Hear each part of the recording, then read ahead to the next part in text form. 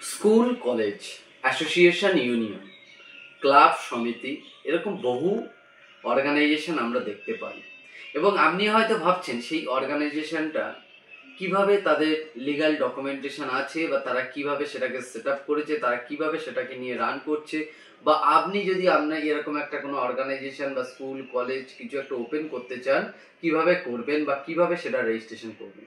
দেখুন, কোনো চিন্তা নেই। আমি বংশীধর প্রামাণিক, আইনজীবী। আপনাকে আমি সমস্ত দিক থেকে হেল্প করতে পারবো এই সমস্ত বিষয়ে।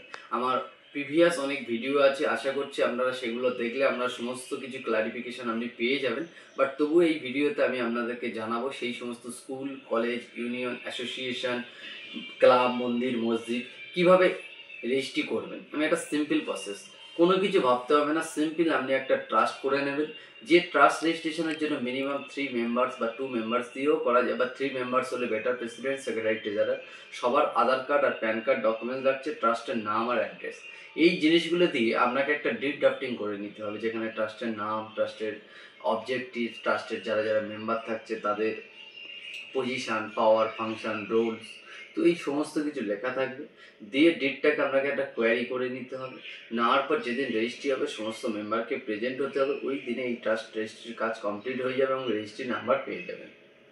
তো এইভাবে আপনি আপনার রেজিস্ট্রেশনটা করবেন। তারপরে প্যান কার্ড করে ব্যাঙ্ক অ্যাকাউন্ট করে আপনি আপনার যে কার্যকলাপ, অ্যাক্টিভিটিস বা যেটা করতে চাইছেন আপনি করতে পারবেন, কোনো রকম প্রবলেম হবে না। এটা একটা লিগ্যাল বডি আপনার তৈরি হয়ে গেল, যেখানে কোনো রকম সমস্যা আসবে না। তো এইভাবে আপনি আপনার অর্গানাইজেশন, স্কুল, কলেজ বা যাই হোক না কেন আপনি যেটা করতে চাইছেন, তো সেই এনজিও আপনি করতে পারবেন। আর কোনো কিছু যদি জানার থাকে কমেন্ট করুন, আমি চেষ্টা করবো আপনাদের কমেন্টে রিপ্লাই দেওয়া। সবাই ভালো থাকবেন, সুস্থ থাকবেন আর অলওয়েজ সতর্ক থাকবেন।